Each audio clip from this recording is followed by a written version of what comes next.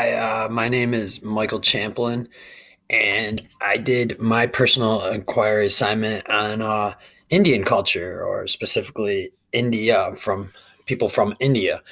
Um, this initially started with me watching Big Bang Theory the other day and realizing that a character, Raj Kuthapali, sorry if I'm pronouncing wrong, um, was being picked on by his friends and stuff, and he admitted that even though years of being friends with these people, it actually was offensive and it affected him personally and publicly with his job. And it got me to thinking, like, wow, what do I really know about like Indian culture? Like, it's in America, it's even hard to say Indian culture without people automatically assuming Native Americans, So that inspired me to like really think about it. And then it also inspired me to think, wow, how many students of mine are of a single culture that are in the similar situation, that even as a educator I might say something that I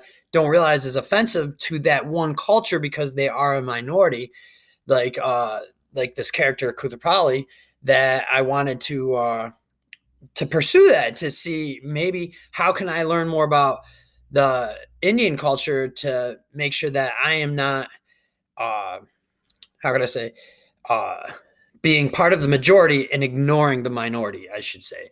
Um, and even though it's not intentional, because I do admire diversity and I do appreciate different cultures, but sometimes we just do it. We just offend, or we're ignorant, unfortunately, that to others, not to be hurtful, but just because we didn't take the time to delve into their culture. So I dove into the Indian culture.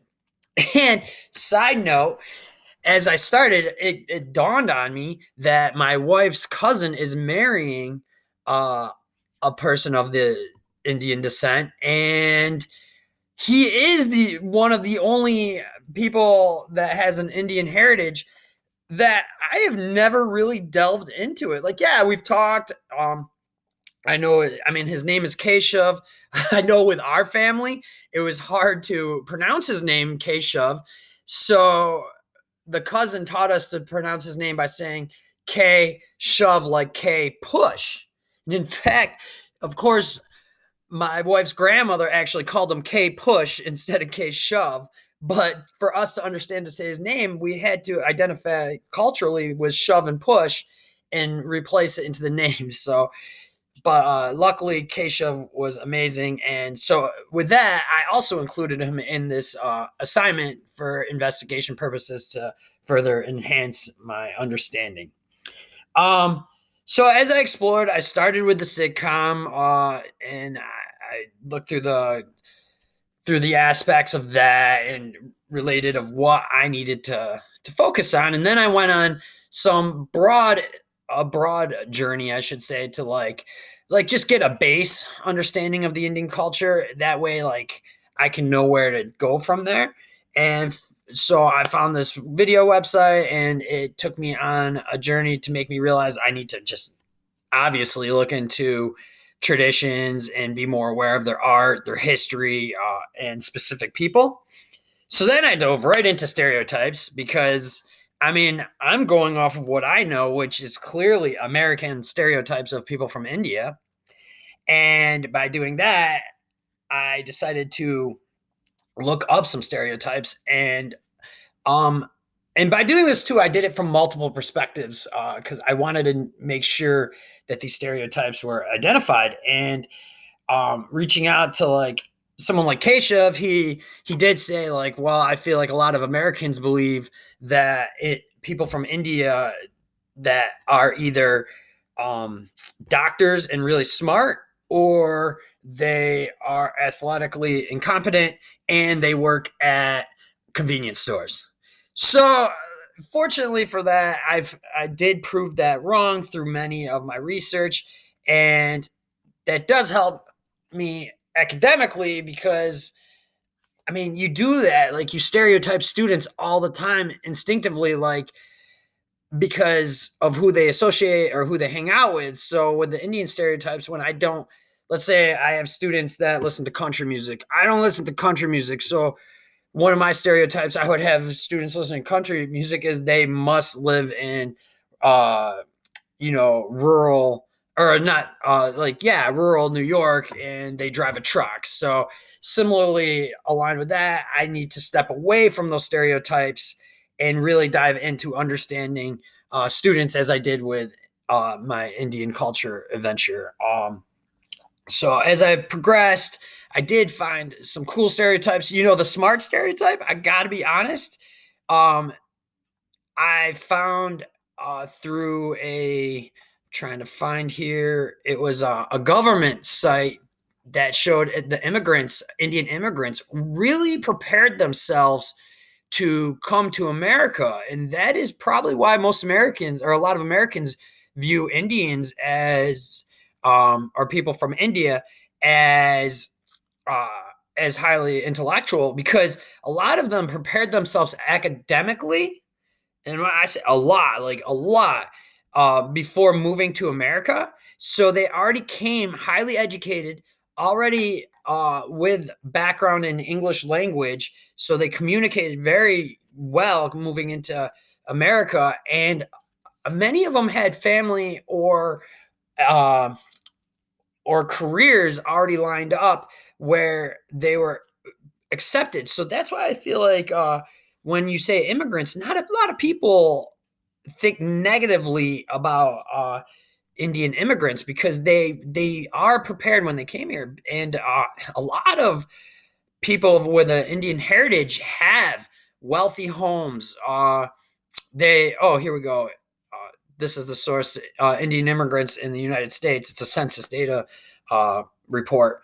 But it's factual. This is 2019 that like a lot of these immigrants, they came so prepared. They weren't necessarily running from scrutiny from their homeland. So thus, that's why they come off as prepared and intellectuals. So I thought that was really cool to see a positive stereotype shine.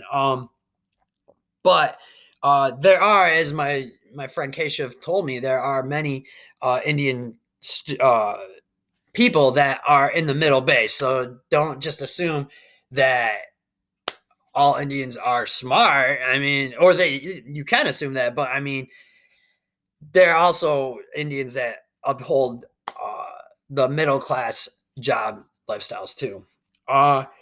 So furthermore, I really did, learning from this, absorb the Indian culture. Like I dove right into it. I looked into the perspectives of many people. I looked through the eyes of people from India, as through the eyes of American Indians, who, by the way, don't like to be associated like that, because people automatically associate when you say Indian American that they're Native American. And reiterating that with students, I mean, you can't just call students a nerd, for example, because yeah, maybe some students are proud to be AKA a nerd. They're smart. They like, I don't know, sci-fi or something like that. Or see how I just stereotyped that. But that association, just because they have good grades, they might not like to be called a nerd, for example. So that does help me recognize that as far as academically as for my teaching career, or in my work environment. But furthermore, I really wanted to say that this has taught me how to go more in depth with my research of understanding the culture. Using Keshav again, I got to here we go. I'm not going to post his interview because some of it was personal. I might submit it for my actual project, but I don't. Some of it was personal, so I did want to keep it in, not in this presentation. But Keshav did acknowledge, or by me going a step further than just asking what he thought about Indian culture, I asked him how he felt about it and what he thought represented his culture or his heritage. And what I really found was that it was very uncomfortable for me asking him this. So then I automatically assumed he was uncomfortable. But what I did find is that he maybe he was uncomfortable, but he acknowledged that I'm a person that he trusts. So I've already built a rapport with him to go a step further and be a little more personable. So that made me realize that how valuable a rapport is as a teacher. Because yeah, I wouldn't recommend asking a student day one in your classroom, September 7th, like, hey, what do you think about stereotypes of Indian people? I wouldn't do something like that, but like, and I didn't do that with Keshiv. Like, I mean, I've known the guy, I think, for 3 to 5 years, somewhere in that range, and we've built a positive relationship that maybe I should have been a little more personable about with him in the past to understand that he actually does trust me and that I shouldn't say I shouldn't feel uncomfortable, but maybe it would build my comfort level to communicate with him. And that's what it is. It's the communication. Um, and that's the same with a student. After you build a little rapport, you can go that one step to making them feel safe in your environment. And I think that's what I've done with Keshav and vice versa. Keshav's done with me too. Um, and that's very valuable as a teacher. Like, if you need to know why a student feels uncomfortable in your classroom or why they don't have good grades or why they're not participating, like, if you can find a means to have them open up and express themselves, that's an impressive achievement. So that's what I liked about this project. I dove into Indian culture and came out of it with a realization that you can't just Google search a culture and use one source and say, hey, I know this now. Like, going back to my country music students, like, I can't just Google, I don't know, let's say Shania Twain. That's how much I know country. All right, now I can't just assume that all people listen to Shania Twain that like country music. Like, that's not justified. So that's why I think really diving into your students' background and culture, I mean, maybe not their specific, but their cultural, their heritage, and understand that they have more diversity than you can even fathom. But if you can pull out just a small percentage, like, I'm going to use Keshav as my 0.00001% of Indian population, but that is someone that now I have grown with beyond that I expected just from doing this project. So, I mean, if you could do that with a student or even a coworker or a co-teacher, I mean, it's going to make you just a better educator. And I feel this project did uh, achieve that. And I do feel more efficient as an educator now. So again, my name is Michael Champlin. I did my project on the Indian culture, and I feel like the culture itself taught me a lot, but the project itself taught me how to apply this this need of research of diversity amongst students, coworkers, and well, friends and family. So that being said, I hope you guys enjoyed my project, and I hope you have a great day. Thank you very much. Bye bye.